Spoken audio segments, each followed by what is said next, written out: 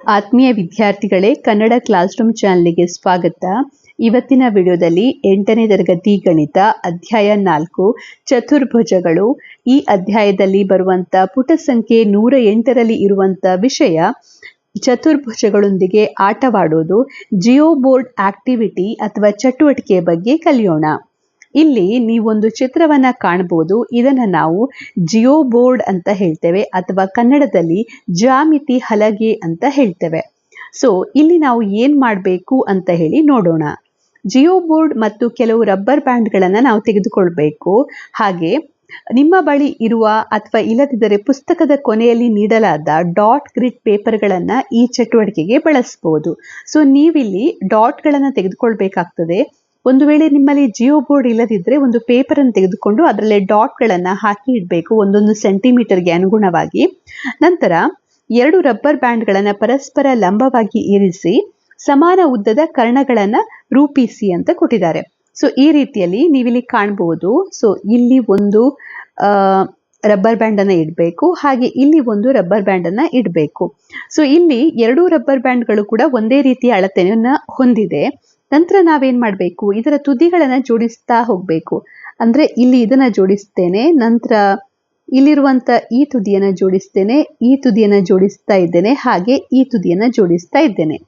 ಈ ರೀತಿ ಜೋಡಿಸಿದಾಗ ನಿಮ್ಗೆ ಇಲ್ಲಿ ಒಂದು ಆಕೃತಿ ಸಿಗ್ತಾ ಇದೆ. ಸೊ ಈ ಆಕೃತಿ ಯಾವ ರೀತಿಯ ಆಕೃತಿ ಅಂತ ಹೇಳಿ ನಾವಿಲ್ಲಿ ಕಂಡುಹಿಡಿಬೇಕು. ಸೊ ಮೊದಲಿಗೆ ನೀವಿಲ್ಲಿ ನೋಡಿ, ಇಲ್ಲಿ ಒಂದು ಚತುರ್ಭುಜ ಸಿಗ್ತಾ ಇದೆ, ಅಂದ್ರೆ ಕ್ವಾಡ್ರಿಲ್ಯಾಟ್ರಲ್ ಚಿತ್ರ ಸಿಗ್ತಾ ಇದೆ. ಸೊ ಈ ಚತುರ್ಭುಜ ಯಾವ ರೀತಿಯ ಚತುರ್ಭುಜ ಅಂತ ಹೇಳಿ ನಾವಿಲ್ಲಿ ಕಂಡುಹಿಡಬೇಕು.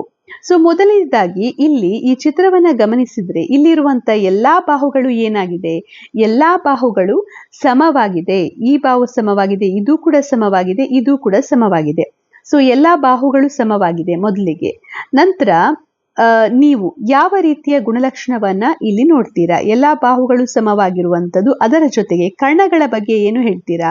ನಾವು ರಬ್ಬರ್ ಬ್ಯಾಂಡ್ಗಳನ್ನ, ಒಂದೇ ಅಳತೆಯ ರಬ್ಬರ್ ಬ್ಯಾಂಡ್ಗಳನ್ನ ಇಲ್ಲಿ ಪ್ಲೇಸ್ ಮಾಡಿದ್ದೇವೆ, ಅಂದ್ರೆ ಕರ್ಣಗಳು ಕೂಡ ಏನಾಗಿದೆ, ಸಮವಾಗಿದೆ ಅಂತ ಹೇಳ್ಬೋದು. ಸೊ ಎಲ್ಲಾ ಬಾಹುಗಳು ಸಮವಾಗಿದೆ, ಕರ್ಣಗಳು ಕೂಡ ಸಮವಾಗಿದೆ. ನಂತರ ಕರ್ಣಗಳ ನಡುವೆ ಉಂಟಾಗುವಂತ ಕೋನಗಳ ಬಗ್ಗೆ ಏನು ಹೇಳ್ತೀರಾ? ಇಲ್ಲಿ ಯಾವ ಕೋನ ಉಂಟಾಗಿದೆ? ಕರ್ಣಗಳ ನಡುವೆ ಇಲ್ಲಿ 90 ಡಿಗ್ರಿಯ ಕೋನ ಉಂಟಾಗಿದೆ. ಇದು 90 ಡಿಗ್ರಿ ಆಗಿದೆ, ಇದು ಕೋನ 90 ಡಿಗ್ರಿ, ಹಾಗೆ ಈ ಕೋನ 90 ಡಿಗ್ರಿ, ಈ ಕೋನ ಕೂಡ 90 ಡಿಗ್ರಿ. ಅಂದ್ರೆ ನಾವೇನು ಹೇಳ್ಬೋದು, ಇಲ್ಲಿ ಕರ್ಣಗಳು 90 ಡಿಗ್ರಿ ಕೋನಗಳಲ್ಲಿ ಅರ್ಧಿಸುತ್ತದೆ ಅಂತ ಹೇಳ್ಬೋದು. ಸೊ ಕರ್ಣಗಳು 90 ಡಿಗ್ರಿ ಕೋನದಲ್ಲಿ ಅರ್ಧಿಸುತ್ತದೆ. ಸೊ ಇದು ಈ 3 ಗುಣಲಕ್ಷಣ ಯಾವ ಒಂದು ಕ್ವಾಡ್ರಿಲ್ಯಾಟ್ರಲ್ ಅಥವಾ ಚತುರ್ಭುಜದ ಗುಣಲಕ್ಷಣವಾಗಿದೆ ಅಂತ ನೀವೀಗ ನೋಡಬೇಕು. ಸೊ ಎಲ್ಲಾ ಬಾಹುಗಳು ಸಮ ಆಗಿದೆ ಅಂತ ಹೇಳಿದ್ರೆ ಅದು 2 ಆಕೃತಿಯಲ್ಲಿ ಮಾತ್ರ ಸಾಧ್ಯ. ಒಂದು ಚೌಕ ಆಗಿರ್ಬೋದು ಅಥವಾ ಅದು ಏನಾಗಿರ್ಬೋದು, ವಜ್ರಾಕೃತಿ ಆಗಿರ್ಬೋದು. ಸೊ ಈ ವಜ್ರಾಕೃತಿ ಮತ್ತೆ ಚೌಕದಲ್ಲಿ ಇದು ಯಾವ ರೀತಿಯ ಆಕೃತಿ ಅಂತ ನಾವೀಗ ನೋಡ್ಬೇಕು. ವಜ್ರಾಕೃತಿಯಲ್ಲೂ ಕೂಡ ಎಲ್ಲಾ ಬಾಹುಗಳು ಸಮವಾಗಿರ್ತದೆ. ನಂತರ ಇಲ್ಲಿ ಕರ್ಣಗಳು ಸಮವಾಗಿದೆ ಅಂತ ಕೊಟ್ಟಿದ್ದಾರೆ. ಸೊ ವಜ್ರಾಕೃತಿಯನ್ನ ನೀವು ಗಮನಿಸಿದ್ರೆ ವಜ್ರಾಕೃತಿಯಲ್ಲಿ ಕರ್ಣಗಳು ಸಮವಾಗಿ ಇರುವುದಿಲ್ಲ. ವಜ್ರಾಕೃತಿ ಅಂದ್ರೆ ಈ ರೀತಿ ಇರ್ತದೆ, ಅಲ್ಲಿ ಇರುವಂತ ಕರ್ಣಗಳ ಅಳತೆ ಬೇರೆ ಬೇರೆ ರೀತಿಯಲ್ಲಿ ಇರಬಹುದು. ಹಾಗೆ ವಜ್ರಾಕೃತಿಯ ಕರ್ಣಗಳು ಏನ್ ಮಾಡ್ತವೆ, ಅದನ್ನ 90 ಡಿಗ್ರಿಯಲ್ಲಿ ಅರ್ಧಿಸುತ್ತದೆ. ಆದ್ರೆ ವಜ್ರಾಕೃತಿಯ ಕರ್ಣಗಳು ಸಮವಾಗಿರುವುದಿಲ್ಲ. ಇಲ್ಲಿ ಕರ್ಣಗಳು ಸಮವಾಗಿದೆ ಅಂತ ಇದೆ, ಅಂದ್ರೆ ಇದು ಯಾವ ರೀತಿಯ ಆಕೃತಿ ಅಂತ ನಾವೇ ಹೇಳ್ಬೋದು, ಇದೊಂದು ಚೌಕ ಅಂತ ನಾವಿಲ್ಲಿ ಹೇಳ್ಬೋದು. ಸೊ ಇಲ್ಲಿ ನಿಮ್ಗೆ ಕ್ವಶನ್ ಅನ್ನ ಕೇಳಿದ್ದಾರೆ, ನಿಮ್ಗೆ ಸಿಕ್ಕಿರುವ ಚತುರ್ಭುಜ ಯಾವುದು? ಸೊ ಇದಕ್ಕೆ ಆನ್ಸರ್, ಇಲ್ಲಿ ಸಿಕ್ಕಿರುವಂತ ಚತುರ್ಭುಜ ಚೌಕವಾಗಿದೆ.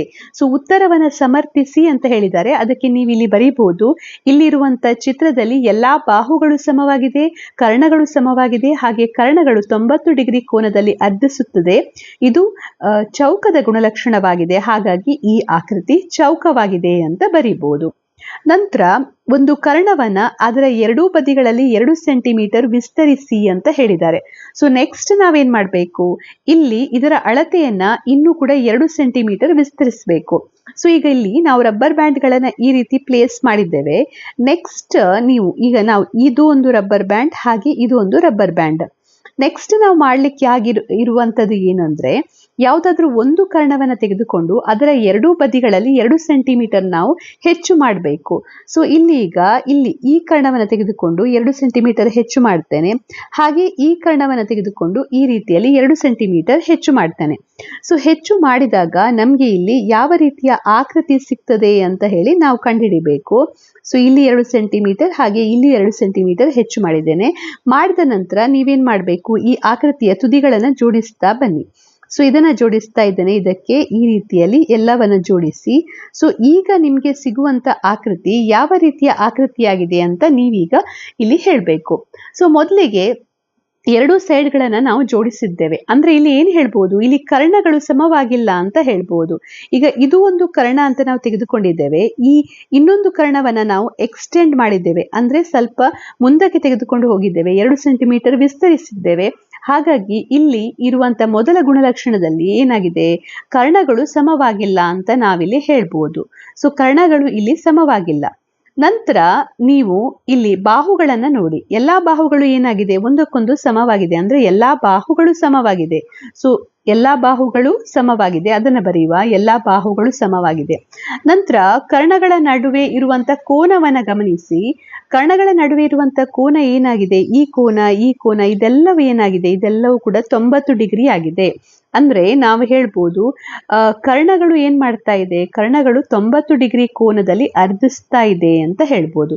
ಸೊ 90 ಡಿಗ್ರಿ ಕೋನದಲ್ಲಿ ಅರ್ಧಿಸುತ್ತದೆ. ಸೊ ಈಗ 3 ಗುಣಲಕ್ಷಣ ನಮಗೆ ಸಿಕ್ಕಿದೆ. ಇದು ಯಾವುದರ ಗುಣಲಕ್ಷಣವಾಗಿದೆ, ಎಲ್ಲಾ ಬಾಹುಗಳು ಸಮ ಅಂತ ಹೇಳಿದ್ರೆ ನಾವು ಚೌಕದಲ್ಲಿ ಕೂಡ ಎಲ್ಲಾ ಬಾಹುಗಳು ಸಮವಾಗಿರ್ತದೆ, ಹಾಗೆ ವಜ್ರಾಕೃತಿಯಲ್ಲೂ ಕೂಡ ಎಲ್ಲಾ ಬಾಹುಗಳು ಸಮವಾಗಿರ್ತದೆ. ಸೊ ಈಗ ಇದರ ಮೇಲೆ ಎಲ್ಲಾ ಬಾಹುಗಳು ಸಮವಾಗಿದ್ರೆ ನಾವು ಅದನ್ನ ಚೌಕ ಅಥವಾ ವಜ್ರಾಕೃತಿ ಅಂತ ಹೇಳಲಿಕ್ಕೆ ಸಾಧ್ಯ ಆಗುದಿಲ್ಲ. ಸೊ ಅಂದ್ರೆ ನಂತರ ಕರ್ಣಗಳು ಸಮವಾಗಿಲ್ಲ ಅಂತ ಕೊಟ್ಟಿದ್ದಾರೆ. ಈಗ ಚೌಕವನ್ನ ತೆಗೆದುಕೊಂಡ್ರೆ ಚೌಕದಲ್ಲಿ ಏನಾಗಿರ್ತದೆ, ಕರ್ಣಗಳು ಕೂಡ ಸಮವಾಗಿರ್ತದೆ, ಅವುಗಳ ಅಳತೆ ಒಂದೇ ರೀತಿಯಾಗಿರ್ತದೆ. ಆದ್ರೆ ಇಲ್ಲಿ ಕರ್ಣಗಳು ಸಮವಾಗಿಲ್ಲ ಅಂತ ಇದೆ, ಅಂದ್ರೆ ಇದು ಚೌಕ ಅಲ್ಲ ಅಂತ ನಾವು ಹೇಳ್ಬೋದು. ನಂತರ ವಜ್ರಾಕೃತಿಯ ಕರ್ಣಗಳು 90 ಡಿಗ್ರಿ ಕೋನದಲ್ಲಿ ಅರ್ಧಿಸುತ್ತದೆ. ಹಾಗಾಗಿ ಇಲ್ಲಿ ಕರ್ಣಗಳು 90 ಡಿಗ್ರಿ ಕೋನದಲ್ಲಿ ಅರ್ಧಿಸುತ್ತದೆ. ಆದ್ರಿಂದ ನಾವೇನ್ ಹೇಳ್ಬೋದು, ಇಲ್ಲಿ ನಮ್ಗೆ ಯಾವ ರೀತಿಯ ಚತುರ್ಭುಜ ಸಿಕ್ಕಿದೆ, ವಜ್ರಾಕೃತಿ ಸಿಕ್ಕಿದೆ ಅಂತ ಹೇಳ್ಬೋದು. ಸೊ ಇದಕ್ಕೆ ನೀವು ಉತ್ತರವಾಗಿ ಬರೀಬೇಕು, ಇಲ್ಲಿ ಸಿಕ್ಕಿರುವಂತ ಚತುರ್ಭುಜ ವಜ್ರಾಕೃತಿಯಾಗಿದೆ. ಕಾರಣ ಏನಂದ್ರೆ ಎಲ್ಲಾ ಬಾಹುಗಳು ಸಮವಾಗಿದೆ, ಕರ್ಣಗಳು 90 ಡಿಗ್ರಿ ಕೋನದಲ್ಲಿ ಅರ್ಧಿಸುತ್ತದೆ, ಆದ್ರೆ ಕರ್ಣಗಳು ಸಮವಾಗಿಲ್ಲ, ಆದ್ದರಿಂದ ಇದೊಂದು ವಜ್ರಾಕೃತಿಯಾಗಿದೆ ಅಂತ ನಾವಿಲ್ಲಿ ಹೇಳ್ಬೋದು.